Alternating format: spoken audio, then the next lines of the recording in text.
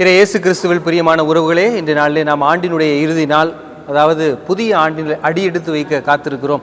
எனவே அன்பிற்கினிய உறவுகளே, கடந்த ஆண்டு முழுவதும் நம்மை கண்ணின் மணி போல பாதுகாத்து வழிநடத்தி வந்த எல்லாமல்ல நம்முடைய ஆண்டவராய் இயேசு கிறிஸ்துவுக்கு நாம் நன்றி சொல்ல கடமைப்பட்டிருக்கிறோம். ஏனென்றால் புதிய ஆண்டிலே அடி எடுத்து வைக்க நமக்கு வாய்ப்பு கொடுத்திருக்கிறார் ஆண்டவர். எவ்வாறு இஸ்ரேல் மக்களை மோசே வழிநடத்தி சென்ற போது கானான் தேசத்தை அவருக்கு பார்ப்பதற்கு மட்டும்தான் வாய்ப்பு கொடுத்தார், ஆனால் அதற்குள் செல்வதற்கு வாய்ப்பு கொடுக்கல. ஆனால் நமக்கு பாருங்க, கானான் தேசமாகி அடுத்த ஆண்டை காண்பதற்கு வாய்ப்பு கொடுத்திருக்கிறார். அதை நாம் கடப்பதற்கும் வாய்ப்பு கொடுப்பார் என்ற நம்பிக்கை நமக்கு உண்டு. எனவே இந்த புதிய ஆண்டிலே ஆண்டவர் இயேசு கிறிஸ்து நம்மை மென்மேலும் ஆசீர்வதித்து நம்முடைய குடும்பங்களையும் செய்கின்ற தொழில்களையும் வீட்டுள்ள அனைத்து விலங்குகளையும் நாம் என்னென்ன காரியங்கள் முயற்சிகள் எடுக்கிறோமோ அனைத்திலும் வெற்றி கொடுப்பார் என்ற முழு நம்பிக்கையோடு இந்த புதிய ஆண்டிலே நாம் அடியெடுத்து வைக்க காத்திருக்கிறோம். எனவே நாம் இந்த நாளிலே ஆண்டவர் இயேசு கிறிஸ்துவினுடைய அன்பையும் அந்த அரவணைப்பையும் நாம் உணர்ந்து கொள்ள வேண்டும். அன்பிற்கினிய கத்தோலிக்க கிறிஸ்தவ மக்களே, தயவு செய்து நீங்கள் இந்த புதிய ஆண்டில் அடியெடுத்து வைக்கும்போது ராசி பலன்களை, நீங்கள் அஸ்ட்ராலஜி என்று சொல்லுவார்கள் ஆங்கிலத்தில், தமிழில் ராசி பலன்னு சொல்லுவாங்க, அதெல்லாம் நம்பிக்கிட்டுலாம் இருக்காதீங்க. ஏன்னா கடவுள் வேறு விதமான சிந்தனை கொண்டவர், மனித சிந்தனை கடவுளிடம் கிடையாது. எனவே ஏதோ ஒரு எக்குத்தப்பாக நடந்ததை வைத்து எனக்கு இதனால தான் நடந்துச்சு, அதனால தான் நடந்துச்சு, இவர் அப்போவே சொன்னார் அந்த ராசிக்கு இப்படி இந்த ராசிக்கு அப்படி என்று சொல்வதெல்லாம் அல்ல. கடவுள் அழகாக சொல்லுகிறார். பழைய திரைப்பட பாடல் கூட அருமையாக இருக்கிறது. நினைப்பதெல்லாம் நடந்து விட்டால் தெய்வம் ஏதும் இல்லை என்ற ஒரு பாடல் ஒன்று, அருமையான பாடல் ஒன்று உண்டு. எனவே இந்த புதிய ஆண்டிலே நாம் என்ன நினைக்கிறோமோ அதுதான் நடக்க வேண்டும் என்றால் நாம் கடவுளோடு மையப்படுத்தி சிந்திக்க அழைக்கப்பட்டிருக்கிறோம். எனவே இந்த ராசி பலனை பார்த்து கொண்டு, ஜாதகத்தை பார்த்து கொண்டு, இந்த ஆண்டு இப்படி அந்த ஆண்டு அப்படி எல்லாம் பார்க்கக்கூடாது. ஆண்டவர் ஜாதகம் பார்த்துருந்தார் என்றால் நம்ம பூமியில் முதல்ல பிறந்திருக்கவே மாட்டார். இந்த மாதிரி ஒரு பாவப்பட்ட மனுஷங்கள்ட்ட இருக்க நான் பிறக்கணும்னு உட்கார்ந்துருக்கலாம்.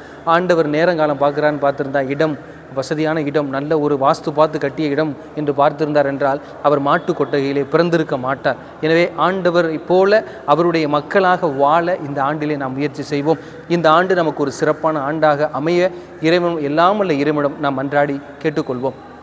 எனவே இந்த புதிய ஆண்டிலே 2024 என்ற அந்த எண் 2025 மாற இருக்கிறது. எனவே எண்களில் மட்டும் மாற்றம் வந்தால் அது புதிய ஆண்டு அல்ல, மாறாக நம்முடைய எண்ணங்களிலும் மாற்றம் வர வேண்டும். இந்த எண்ணங்களில் மாற்றம் வரும்போதுதான் அது புதிய ஆண்டாக அமையும். இல்லை என்றால் வெறும் எண்கள் மட்டும்தான் மாறிக்கொண்டே இருக்கும். கடந்த காலத்தை நான் திரும்பி பார்க்கிறேன், கண்ணீரோடு கடவுளை நான் உமக்கு நன்றி சொல்கிறேன் என்ற பாடலை போல நாம் கடந்த காலத்தில் பட்ட அந்த வேதனைகள், மகிழ்ச்சிகள், துன்பங்கள், துயரங்கள், பெற்றுக்கொண்ட ஆசீர்வாதங்கள் எல்லாத்தையும் நினைத்து பார்ப்போம். கண்ணீரோடு கடவுளுக்கு நாம் நன்றி சொல்வோம். என்னை நடத்தி வந்திருக்கிறார் கடவுள். எப்பேற்பட்ட சூழ்நிலையிலும், வெள்ளங்களிலும், புயல்களிலும், பல நோய் நொடிகளிலும் இருந்தும் என்னை காத்து வழிநடத்தி வந்திருக்கிறார் என்ற ஒரு உண்மையான உள்ளத்தோடு நாம் கடவுளுக்கு நன்றி சொல்லி இந்த புதிய ஆண்டை நாம் அடியெடுத்து வைக்க அழைக்கப்பட்டு கொண்டிருக்கிறோம். எனவே அன்பிற்கினிய உறவுகளே, நம்முடைய வாழ்க்கையில் நாம் செய்யக்கூடிய தவறு என்னவென்றால், நாம் நம்முடைய வாழ்க்கையில் 2024 என்ன நடந்துச்சோ, துன்பங்கள், துயரங்கள் நடந்தது, அதை அப்படியே திரும்பி பார்த்துக்கிட்டே நம்ம உட்கார்ந்துருக்கக்கூடாது. இப்போ உதாரணமாக நான் உங்களுக்கு ஒரு ஓவியம் மூலமாக விளக்குகிறேன். நான் காரோ இல்லை பைக்கோ ஓட்டுறேன் அப்படின்னா அதுக்கு முன்னாடி பார்த்தீங்கன்னா பைக்குக்கு மேலே 2 கண்ணாடி இருக்கும். கார் ஓட்டுறோம் அப்படின்னா காருக்கு சைடில் கண்ணாடி இருக்கும். எதுக்கு இருக்கும் அப்படின்னா பின்னாடி என்ன வரும் அப்படிங்கிறத பார்க்கறதுக்காக இருக்கும். அது எப்போ பார்க்க வேண்டும் என்றால், நான் வண்டியை எங்கே வளைக்கிறேனோ அந்த வளைக்கக்கூடிய இடத்துல பின்னாடி ஏதாவது வருதா, ஒரு பாதுகாப்பாக வளைக்க முடியுமா என்று பார்க்கணும். இரண்டாவது, நாம் நிறுத்தக்கூடிய இடத்தில் பின்னாடி ஏதாவது வருதா, அப்போ எதுவும் மோதிராமல் இருப்பதற்கு நாம் ஒருக்குப்புறமாக நிப்பாட்ட வேண்டும். அப்போ பின்னாடி வண்டி வருதா, இல்லை எந்த வண்டி நிற்குதா என்பதை பார்க்க வேண்டும். நாம் அதை விட்டுவிட்டு நான் கண்ணாடியவே பார்த்து கொண்டு இருந்தேன் என்றால் நம்மளையே கண்ணாடியில் வச்சு அடக்கம் பண்ணுறதுக்கு கொண்டுட்டு வந்துடுவாங்க. அப்புறம் எல்லாரும் நம்மளையே கண்ணாடியில் பார்த்துட்டு உட்கார்ந்துருப்பாங்க. எனவே நாம் அதே போல தான் நம்முடைய வாழ்க்கையை எடுத்துக்கொள்ள வேண்டும். நாம் அடுத்த 25ஆம் ஆண்டிற்கு வருகிறோம், அதாவது 2025ஆம் ஆண்டுக்கு அடியெடுத்து வைக்கிறோம் என்றால் அதில் முழுமையாக நாம் வந்துவிட வேண்டும். சில சங்கடங்கள் நடந்திருந்தது என்றால் நம்ம எப்படி கண்ணாடி வழியாக பின்னாடி வர்றதை ஒரு 5 செகண்ட் தான் பார்ப்போம். 1 2 3 4 5 தான் பார்ப்போம். அப்படி ஒரு செகண்டில் நம்ம பின்னாடி பார்க்கணும். 2024 இப்படி நடந்துச்சு, அப்போ 2025 இப்படி நடக்கக்கூடாது, இப்படி நம்ம பேசக்கூடாது, இப்படி நம்ம இருக்கக்கூடாது அப்படின்னு சொல்லிட்டு சில முடிவுகளை நம்ம சரி செய்வதற்கு அது பயன்படுத்தி கொள்ள வேண்டும்.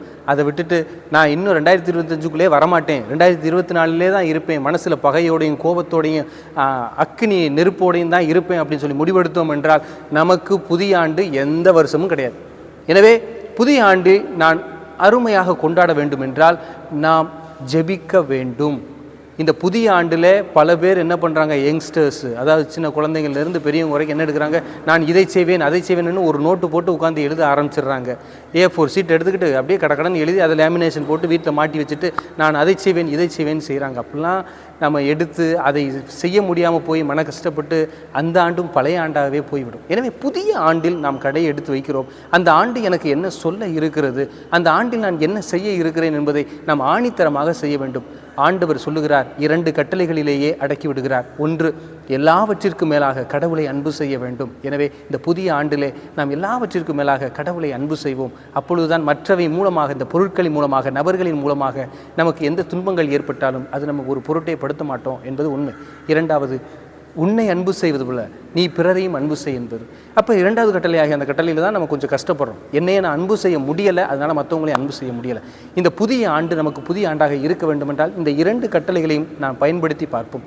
3வதாக, மன்னிப்போம். மன்னிப்போம். மறக்க முடியாது, சில ஏற்பட்ட அந்த காரியங்களை மறக்க முடியாது. ஆனால் மனித பலகீனம், நம்ம மறக்காமல் அதை அப்படியே வச்சுருக்கலாம். ஆனால் அதுவும் தவறு தான்.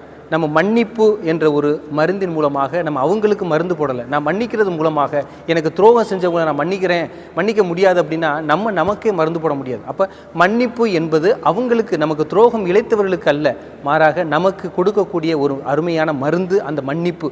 அந்த மருந்து எந்த கடையிலையுமே கிடைக்காது, நம்ம தான் நமக்குள்ளே இருந்து கொண்டுட்டு வரக்கூடிய அந்த மருந்தாக இருக்கிறது. எனவே நாம் மன்னித்து கடந்து செல்ல கற்றுக்கொள்ள வேண்டும். இல்லை என்றால் நாம் பின்னோக்கி நடப்பவர்களாகவே மாறிவிடுவோம் என்பது உண்மையாக இருக்கிறது. எனவே அன்பிற்கினிய உறவுகளே, இந்த புதிய ஆண்டிலே நாம் புதுவிதமாக ஒரு திட்டம் போடலாம். நான் யதார்த்தமாக ஒரு முறை வாசிக்கும்போது, கத்தோலிக்க கிறிஸ்துவனுடைய முறைகளை வாசிக்கும்போது அருமையாக இருந்தது. அதாவது ஒரு புது வீடு கட்டுறோம் அப்படின்னா அந்த வீட்டிற்குள்ளாக 150 திருப்பாடல்களையும் பாடியிருக்க வேண்டும். நம்முடைய இப்போ வாழ்கிற அந்த வீட்டில், நம்ம இருக்கிற அந்த ரூம்லேயோ அறையிலையோ எங்கேயோ நம்ம இருக்கக்கூடிய அந்த வசிக்கக்கூடிய இடத்தில் நாம் 150 திருப்பாடல்களை ஒரு முறையாவது வாசித்திருக்கிறோமா என்பதை சிந்தித்து பார்க்க வேண்டும். அப்போ ஒரு நாளைக்கு ஒரு திருப்பாடல் என்று எடுத்துக்கொண்டோம் என்றால் 150 நாட்களில் 150 திருப்பாடல் முடிந்துவிடும். எனவே அப்படிப்பட்ட ஒரு உள்ளம் கொண்டவர்களாக நாம் புதிய முயற்சி எடுப்போம். இந்த ஆண்டு என்னுடைய இல்லத்தில் திருப்பாடல்கள் மட்டுமல்ல, திருவிழியம் முழுவதையும் நான் வாசித்து முடிப்பேன், என் இல்லம் முழுவதும் இறை பிரசனம் நிறைந்திருப்பதாக என்ற ஒரு முடிவை எடுத்து நம்முடைய இல்லம் முழுவதும் திருவுளியத்தை வாசித்து அதை மென்மேலும் உயர்த்தி நம்முடைய இறை பிரசன்னத்தை இன்னும் அதிகமாக சேர்த்து கொள்ள முயற்சி செய்வோம். அப்பொழுதுதான் ஆண்டவர் நம்மோடு இருக்கிறார் என்ற ஒரு மைய சிந்தனையோடு நாம் வாழ முடியும் என்பதுதான் உண்மையாக இருக்கிறது. எனவே ஜனவரி மாதம், அது கிரேக்க மொழியில் என்ன சொல்லுவாங்க அப்படின்னா ஜானூஸ் அப்படின்னு சொல்லுவாங்க. ஜானூஸ் அப்படின்னா 2 முகம் அப்படின்னு சொல்லிட்டு சொல்லக்கூடியதான் அது. அப்போ இந்த ஆண்டு முடியுது, அடுத்த ஆண்டு தொடங்குது. இப்போ 2 ஆண்டுகளையும் நான் எப்படி சந்திக்க போகிறேன் என்பது ரொம்ப முக்கியமாக இருக்கிறது. எனவே அன்பிற்கினிய உறவுகளே, இந்த ஆண்டில் நான் 2025க்குள் அடியெடுத்து வைக்க வேண்டும். நான் 2024லேயே நின்றுவிடக்கூடாது என்று நாம் வேண்டிக் கொள்வோம். சிறப்பாக இன்னும் பல பேர் 2012லே தான் நிற்கிறாங்க. அன்னைக்கு போட்ட சண்டை இன்னைக்கு வரைக்கும் நான் மன்னிக்க முடியல, மறக்க முடியல அப்படின்னா நம்ம எத்தனை ஆண்டுகள் வாழாமல் இழந்து விட்டோம் என்பதை சிந்தித்து பார்க்க வேண்டும். ஒரு சண்டையை நாம் தவிர்க்க விடுவோம் என்றால் நான் வாழப்போகிறேன் என்பதற்கு பொருள். எனவே அன்பிற்கினிய உறவுகளே, இந்த புதிய ஆண்டு இறைவன் நமக்கு கொடுத்திருக்கக்கூடிய ஒரு அற்புதமான அருமையான கொடை. எத்தனையோ பேர் இதற்கு ஏங்கி இருந்தார்கள், ஆனால் இல்லாமலும் போய்விட்டார்கள். நாம் இருக்கிறோம் என்றால் நமக்கு இறைவன் கொடுக்கக்கூடிய வாய்ப்பு இன்னும் அதிகமாக இருக்கிறது. ஏன் இறைவன் என்னை இன்னும் வாய்ப்பு கொடுக்கிறார் என்றால் நமக்கான வேலை இன்னும் அதிகமாக இருக்கிறது. எனவே இந்த புதிய ஆண்டில் 2025 தான் நான் வாழ்கிறேன் என்ற ஒரு மனநிலையோடு இந்த 2024ஆம் ஆண்டில் நடந்த அந்த அனைத்து கசப்பான நிகழ்வுகளையும் ஆண்டவருடைய பாதத்திலே நாம் போட்டு விடுவோம். அவர் தக்க தீர்ப்பு கொடுப்பார் என்ற முழு நம்பிக்கையோடு 2025ஆம் ஆண்டிற்கான அடியை எடுத்து வைப்போம். இறைவன் நம்மை மென்மேலும் உயர்த்துவார் என்ற முழு நம்பிக்கையோடு நாம் அடி எடுத்து வைப்போம். இதுதான் இந்த புதிய ஆண்டில் நாம் எடுக்கக்கூடிய ஒரு புதிய முயற்சியாக இருக்கட்டும். எனவே அன்பிற்கினிய உறவுகளே, மன்னிப்போம், மறப்போம். அடுத்ததாக புதிய ஆண்டிற்குள் அடியெடுத்து வைப்போம். புதிய ஆண்டில் அடியெடுத்து வைத்த பிறகு நம் இல்லங்களிலும் நம் இருக்கக்கூடிய அந்த வசிக்கக்கூடிய அந்த இடங்களிலும் திருப்பாடல்களையும் வாசிப்போம். அனைத்து திருவூழியத்தை முழுமையாக வாசித்து அந்த இடமும் நம் வாழக்கூடிய அந்த இடம் சுற்றுப்புற சூழல்கள் அனைத்தும் இறை பிரசன்னம் நிரம்பும்படியாக இந்த புதிய ஆண்டை அடியெடுத்து வைப்போம். இறைவன் என்னாலும் நம்மை ஆசீர்வதிப்பாராக. இந்த புதிய ஆண்டும் நமக்கு ஒரு மகிழ்ச்சியான ஆண்டாக இருக்க எல்லாமல்ல இறைவன் நம்மை ஆசீர்வதிப்பாராக. ஆமென்.